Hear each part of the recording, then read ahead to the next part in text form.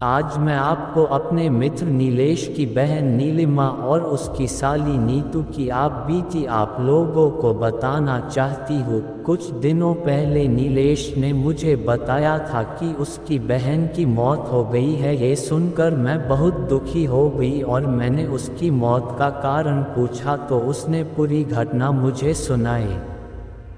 कुछ दिनों पहले नीलेश उसकी बहन नीलिमा और साली नीतू के साथ कहीं घूमने गए थे। नीलेश की बहन और नीतू दोनों बहुत अच्छी दोस्त थी। लौटते वक्त काफ़ी रात हो गई थी। रास्ते में उसकी बहन की तबीयत खराब हो गई थी, उसे काफ़ी ठंड लग रही थी। हमारा घर अभी भी 1000 मीटर दूर था और रास्ते में कोई भी रुकने की जगह नहीं मिल रही थी। थोड़ी देर के बाद हमें एक होटल दिखाई दी तो नीतू ने होटल में रुककर उसकी बहन को आराम देने को कहा।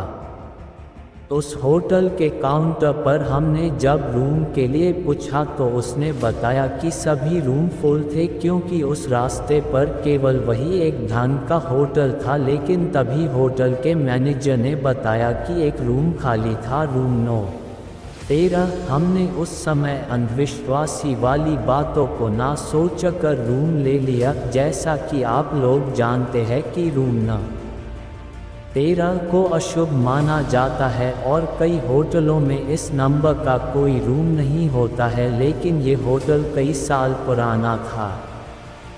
जैसे ही वो तीनों उस रूम में गए तो उन्हें नेगेटिव एनर्जी महसूस हुई। उस रूम की कंडीशन तो ठीक थी लेकिन ऐसा लग रहा था जैसे बरसों से यहाँ कोई रहने नहीं आया हो। उन्होंने कुछ ज़्यादा नहीं सोचा। अब वो अपनी बहन नीलिमा के लिए काउंटर से पेनकिलर लेने को गया। काउंटर से टैबलेट लेकर जैसे ही रूम में आया तो देखा कि उसकी बहन बालकनी में खड़ी बातें कर रही थी। नीलेश में सोचा नीतू और उसकी बहन दोनों बालकनी में बातें कर रही है, लेकिन जैसे ही उसके पास गया तो उसकी बहन के अलावा कोई नहीं था। उसने उसकी बहन से पूछा कि तुम किससे बातें कर रही थी तो उसने सिर्फ सर हिला कर मना कर दिया। तभी नीतू वॉशरूम से आई। नीलेश घबरा गया कि अगर नीतू वॉशरूम में थी तो नीलिमा किससे बात कर रही थी। नीलेश ने नीलिमा को टैबलेट दी और सो जाने को कहा। अब नीतू और नीलिमा दोनों बेड पर सो गए और नीलेश सोफे पर सो गया।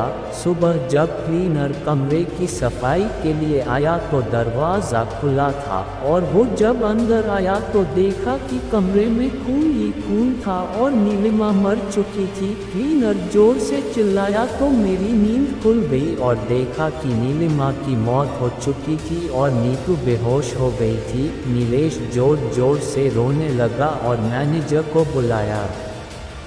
मैनेजर ने तुरंत एम्बुलेंस को बुलाया और दोनों को हॉस्पिटल ले गए। नीलिमा तो मर चुकी थी लेकिन नीतू को थोड़ी देर में होश आ गया। जैसे ही नीतू को होश आया तो उसके पीछे उसकी बहन की आत्मा थी जो उससे बोल रही थी, तूने मुझे मार दिया। यह कहकर वो गायब हो गई। नीलिमा काफ़ी बुरी तरह डर गई। अब नीलेश में नीतू से सारी घटना पूछी तो उसने बताया कि रात को जब मैं पानी पीने उठी रात तो देखा नीतू फिर से बालकनी में बैठी थी और कुछ बड़बड़ रही थी और मैं जैसे उसके पास गई और उससे पूछा कि वो यहाँ क्या कर रही है तो उसने मुझे जोर से धक्का दिया और मेरा सर दीवार से टकरा गया और मैं बेहोश हो गई और इसके अलावा मुझे कुछ याद नहीं है। जैसे ही नीतू हॉस्पिटल से छूटी तो वो नीलेश के साथ उस होटल में गई और उसने काउंटर पर मैनेजर से बात करने को कहा तो उसने बताया कि आपकी घटना के दूसरे दिन मैनेजर की मौत हो गई थी। वो दोनों शॉक हो गए। उन्होंने क्लीनर से माजरा समझने की कोशिश की तो उसने बताया कि आप जिस रूम में रुके थे वो प्रेत बाधित था और रात में वहाँ कोई नहीं रुकता है, लेकिन मैनेजर ने पैसों के चक्कर में रूम आपको दे दिया। इस रूम में पहले भी 2 मौतें हो चुकी है। अब सारी बात नीलेश को समझ में आई। इस घटना के बाद नीलेश काफ़ी सदमे में चला गया और कभी किसी होटल में नहीं रुका। तो मित्रों, आपको आगे ऐसी ही मेरे मामा के साथ बीती घटना को अगले अंश में बताऊंगा।